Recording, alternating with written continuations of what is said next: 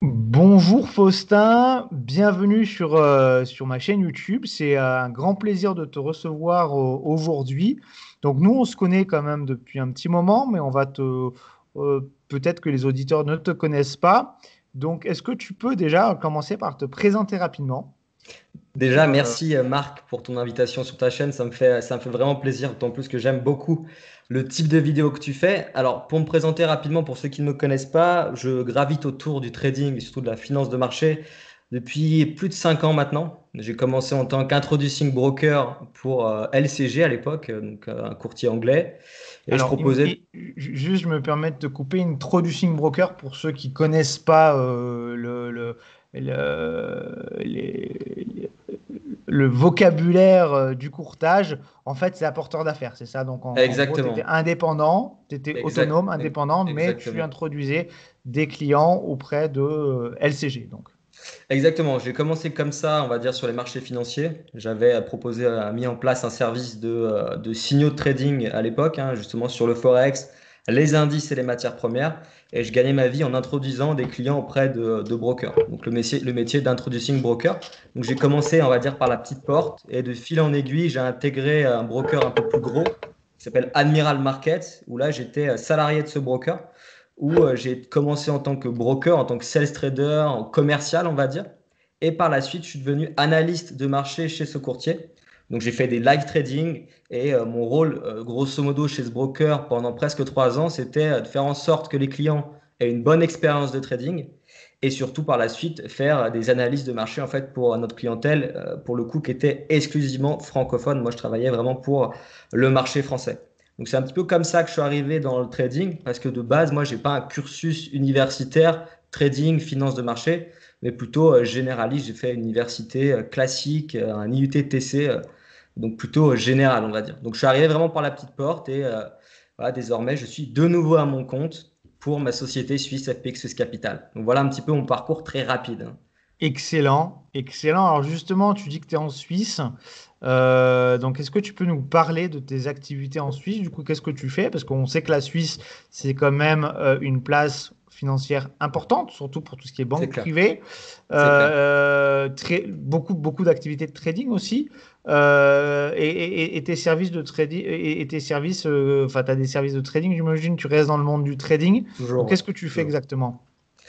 Alors en fait, sur cette société, on fait plusieurs choses. Déjà, d'une part, on fait une partie gestion de notre propre capital, de notre propre trésorerie, donc sur les marchés financiers. Donc c'est un petit peu moins trading, c'est plus, on va dire, de l'investissement, allez, swing trading. Donc on ne fait pas du scalping ou du court terme. Donc ça, c'est la première chose, c'est la gestion de notre propre capital sur les marchés financiers, indices, forex, matières premières, un petit peu actions. Ça, c'est une des premières activités. La deuxième, c'est D'accord. la formation au trading à travers la branche ugktrading.com où justement là, on va essayer de former les particuliers à investir sur les marchés financiers, que ce soit sur le forex, les indices, les matières premières, et surtout d'éviter de faire les bêtises qu'ils font généralement quand ils débutent. Surtout moi, en tant qu'ancien broker, j'ai vu vraiment énormément de bêtises faites par les particuliers, alors que c'est des bêtises qu'on peut éviter assez simplement avec une formation classique sur la gestion du risque, sur la gestion des positions, ce genre de choses. Donc c'est cette partie-là qu'on développe aussi. Et la troisième partie, c'est plutôt algorithmique, où on développe des algorithmes de trading, toujours pareil, pour des particuliers sur MetaTrader 4, pour aider D'accord. les particuliers à ne pas aller contre le marché, à éviter de faire des bêtises et encore une fois à mieux gérer leurs risques. C'est vraiment ces trois choses qu'on fait en fait.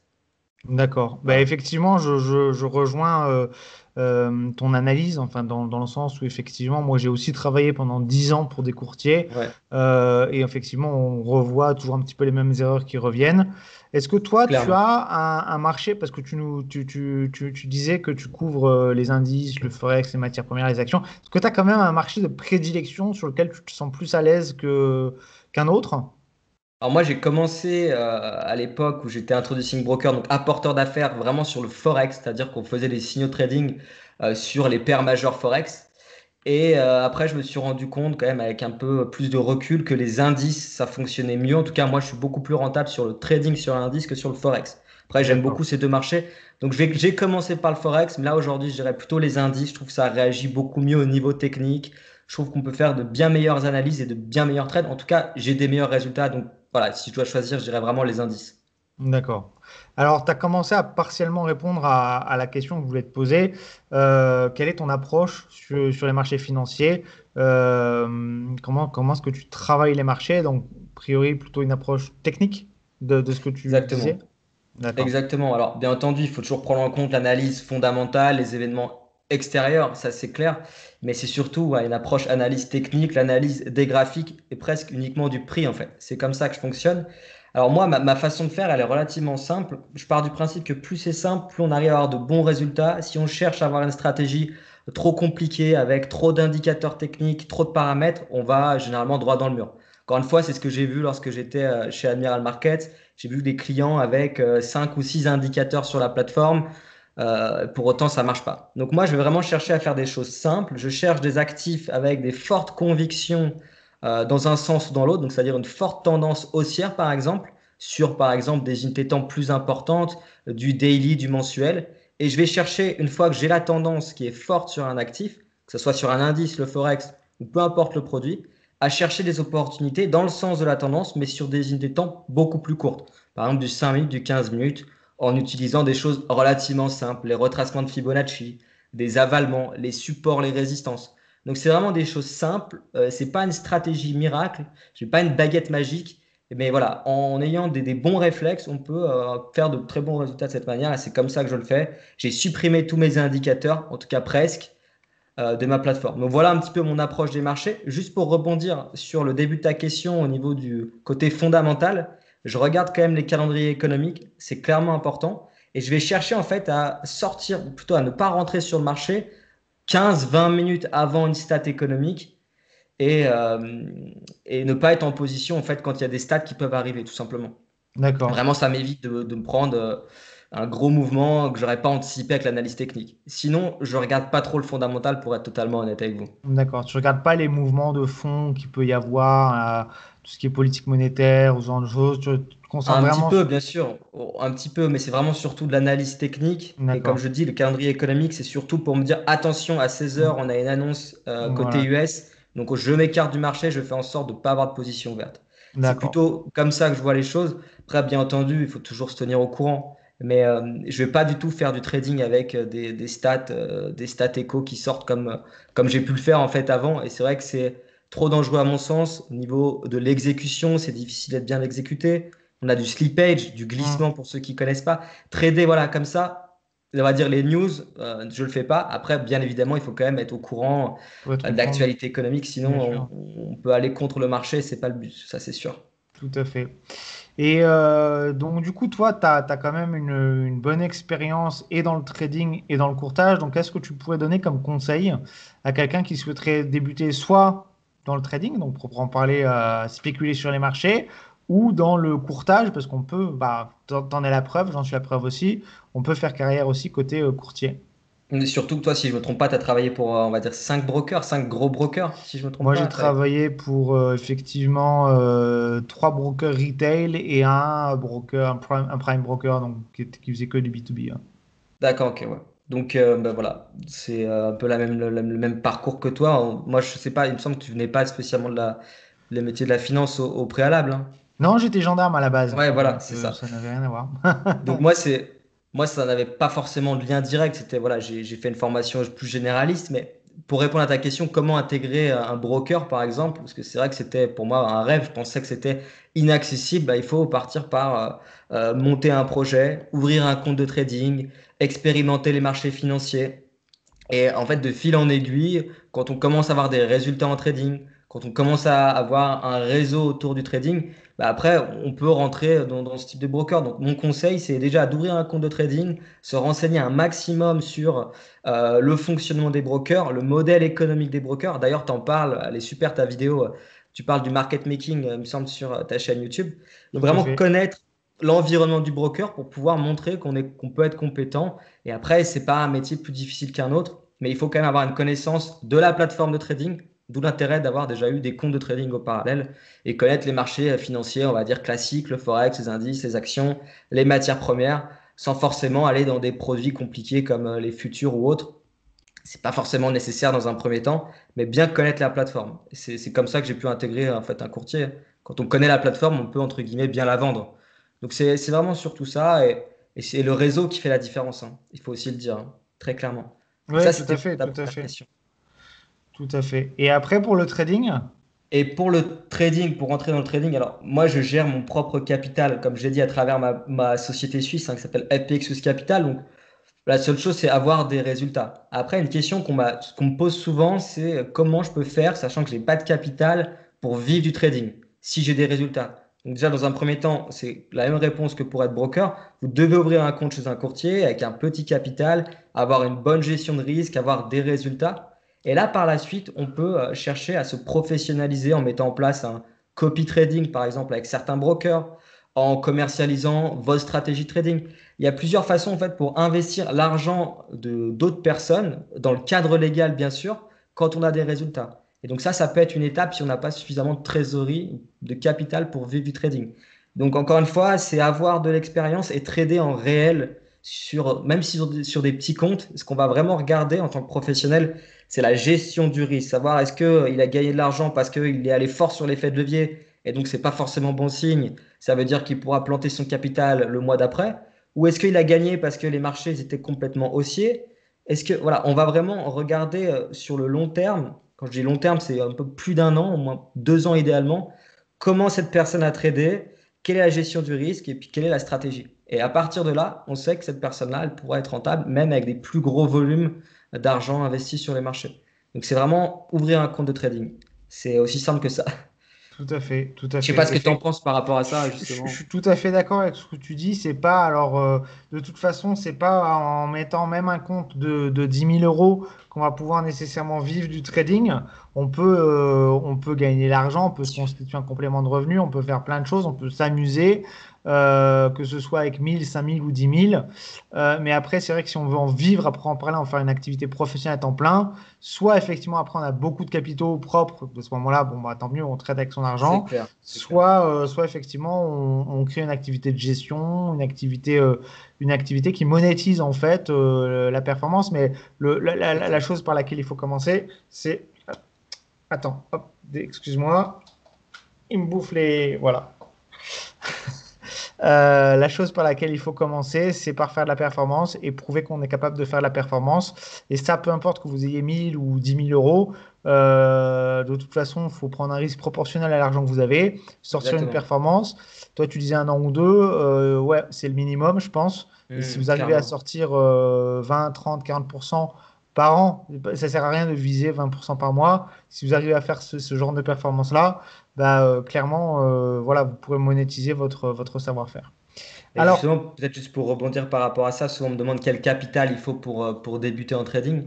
Moi, j'aurais tendance à dire au moins avoir 1000 euros sur le compte de trading pour pouvoir gérer son risque. Si on est sous-capitalisé, ça sert à rien d'avoir un compte de trading, peut-être pour apprendre dans un vraiment tout début, dans un premier temps, mais avec 1000 euros, vous pouvez prendre des petites positions sur les marchés, à 10 centimes le point, par exemple, sur le DAX chez certains brokers, et vous pourrez ne pas être dans l'obligation d'utiliser de l'effet de levier. Et il est là vraiment l'intérêt, en fait. Donc, c'était juste une petite parenthèse. Je pense qu'il y a du sens. effectivement, effectivement. Alors toi, en tant qu'ancien broker, qu'est-ce que tu penses des CFD? Parce qu'on voit beaucoup de débats sur les réseaux sociaux, sur Internet en règle générale. Vaut mieux traiter des futurs, vaut mieux traiter des Hmm. CFD, vaut mieux traiter des actions, vaut mieux traiter peu importe, n'importe quel produit. Tout le monde défend un petit peu son truc. Toi, t'en penses quoi? Qu'est-ce que tu aurais à dire sur les CFD, étant donné que tu as travaillé Hmm. pendant des années dans ce secteur d'activité? Alors, en fait, ça dépendra du broker, hein, tout simplement. Peu importe le produit financier, si le broker ou même l'exchange, si on parle de crypto, s'il est mauvais, bah, ça vaut pas le coup d'aller trader sur ces produits. On va dire l'avantage des CFD, comme je dis tout à l'heure, c'est le fait de pouvoir trader à partir de 10 centimes le point certains produits, ce qui n'est pas le cas sur les futurs ou d'autres produits d'investissement. Donc pour moi, les Hmm. CFD, ça a vraiment un avantage, c'est lorsqu'on débute, on a accès au marché financier même avec 1000 euros. Je veux dire, Hmm. trouvez-moi un marché où on peut investir à partir de 1000 euros et aller toucher un peu du forex, des indices et autre chose, c'est quasiment impossible. Donc moi, les CFD, je trouve que c'est un très très bon produit pour démarrer à la condition, je dis bien, d'être chez un bon broker qui est réglementé, qui a de l'expérience. Si vous allez chez un broker qui est sans aucune régulation, bah là, clairement, vous allez aller droit dans le mur, c'est certain. Donc faites attention à ça. Et aussi une chose que j'entendais souvent parler quand j'étais broker, des clients me demandaient est-ce que je peux avoir un spread à zéro? Ils cherchent toujours le spread à zéro, rien payer. Et le souci qu'on a, c'est qu'il y a beaucoup de brokers qui se vendent comme des brokers pas chers. Mais si c'est pas cher, c'est que c'est un broker qui est complètement nul et qui va gagner sur votre dos. Donc les CFD, c'est des bons produits, mais il faut aller chez le bon broker, ne pas aller chez le moins cher, aller chez le broker compétitif, cohérent par rapport au prix du marché. Et voilà, faites attention à la régulation. Mais sinon, les CFD, c'est un bon produit. Et je pense qu'on dit souvent que 80% des particuliers perdent. Mais si on envoie des particuliers sur des futurs, c'est un marché standardisé, centralisé, les résultats sont les mêmes. Si on envoie un particulier sur les options, sur les varants ou n'importe quel produit, les résultats seront strictement les mêmes. Donc, il ne faut pas toujours dire que c'est de la faute du broker, même si dans certains cas, ça existe. Il ne faut pas non plus le cacher. Mais voilà, si on va chez les bons brokers, souvent à 3 lettres ou à 2 lettres, qui sont régulés en Europe, généralement, il n'y a pas de problème. Voilà. Mm. Voilà mon avis sur les CFD. Donc, Je suis d'accord avec toi. Moi, j'irais même en fait un peu plus loin en fait dans le raisonnement. C'est-à-dire que il existe, tu l'as dit, plein de produits financiers, les futurs, les CFD, les varants, les ETF, les turbos, enfin les swaps, les forwards, les options. Vous en avez les plein. ETP, les ETF, Voilà. que tu, Tu que tu verras, j'ai apprécies pas beaucoup. cité les ETP, hein. J'ai pas cité les ETP. J'ai cité tout sauf les ETP. Mais bon, il y a les ETP aussi. Quoi qu'il en soit, il y a plein de produits financiers accessibles. Il y en a qui Mhm. sont pas seulement réservés aux professionnels ou à ceux qui ont des capitaux importants. Il y en a qui sont accessibles pour les plus petits investisseurs. Il y en a qui sont adaptés pour le moyen terme, le long terme, le court terme. Mhm. Il y a une multitude de produits différents. Si on prend les CFD, effectivement, ils offrent du levier, ils offrent la possibilité d'avoir un montant de lot assez faible, comme tu disais, 10 centimes pour traiter les Clairement. indices. Bon, on a Clairement. aussi des futurs maintenant enfin micro futurs, mais Mhm. après il y a aussi des problématiques de coût sur les futurs. Faut pas croire que c'est miraculeux non plus. En général, enfin faut tout regarder. Faut regarder les coûts, faut regarder. Et en fait, à la base, ce qu'il faut regarder, c'est ce que vous souhaitez faire. Voilà. C'est comme si vous me dites, ah, la Ferrari c'est la meilleure voiture. Ouais, d'accord. Je prends par exemple les futurs. Les futurs, contrats futurs pleins, futurs DAX par exemple à 25 euros le point. Et vous venez, vous me dites, c'est la Ferrari du trading. D'accord, c'est très bien, c'est peut-être la Ferrari du trading. Mais si tu veux aller faire du tout-terrain, ta Ferrari, elle sert à rien. Tu vois. Mhm. Donc, faut vraiment comprendre que tous ces produits-là, ils existent pour répondre à un besoin. Donc, en fait, il faut identifier quel est votre besoin. Ça, c'est peut-être quelque chose que tu peux faire à travers les formations. Quel est votre besoin quand tu as Mhm. quelqu'un qui débute en trading? Quel est ton besoin? Bah, si ton besoin, c'est ça, il te faut ça. Donc, ça, c'est vraiment quelque chose à comprendre. Il y a pas là, tu disais les ETP. Effectivement, je travaille pour une société qui émet des ETP en bourse, des Mhm. ETP à levier. Bon, ça ne correspond pas à tous les profils d'investisseurs. Ça ne correspond pas à tous les besoins. Ça répond à un besoin précis, mais ça ne répond pas à tous les besoins. Donc, c'est surtout ça, en fait, qu'il faut comprendre. C'est avant tout de quoi vous avez besoin et après, voilà. Je suis tout à fait d'accord avec Euh, toi Qu'est-ce que là-dessus, je hein. voulais dire? Donc toi, tu as lancé ton activité récemment. Tu as une chaîne YouTube aussi, je crois. C'est ça. En gros, quelle est ton ambition, que ce soit à travers les formations, à travers... je vois que tu fais beaucoup de vidéos sur YouTube aussi. Ouais. Quelle est ton ambition à travers tout ça? Alors d'abord, quand tu dis que mon activité elle est récente, en fait, juste à l'avant, j'avais une société en France qui avait UGK Trading, justement à l'époque où j'étais introducing broker pour LCG. Et en D'accord. fait, j'ai mis ça en suspens lorsque j'ai travaillé chez les brokers. Et par D'accord. la suite, j'ai repris ça, mais sur la branche suisse, notamment pour d'autres activités autour de la finance dont je t'ai parlé tout à l'heure. Et donc, j'ai décidé de créer cette chaîne YouTube récemment, parce que c'est vrai que c'est un canal qui est intéressant pour transmettre aussi son expérience. Bien évidemment, j'ai encore plein de choses à apprendre sur les marchés financiers, je suis encore jeune, mais voilà, l'idée, c'est de pouvoir donner un petit peu mon expérience sur cette chaîne totalement gratuitement pour pouvoir aussi développer une communauté, faire des live trading, vraiment apporter tout ce que j'ai appris publiquement en fait sur cette chaîne. Après, c'est une chaîne qui est toute récente. On avoisine aujourd'hui les 100 abonnés. Il n'y a pas grand monde. C'est vraiment, ça a été lancé début avril, hein, il faut dire. La chaîne existait déjà, mais Bah, ça a été lancé début avril. 100 abonnés en 20 jours, c'est quand même pas mal du tout. C'est Bonne Alors, j'avais progression. quelques abonnés qui étaient D'accord. déjà un peu là de base. D'accord. C'est une vieille chaîne, mais voilà, c'est vrai que c'est un Oui. petit, c'est pas si mal.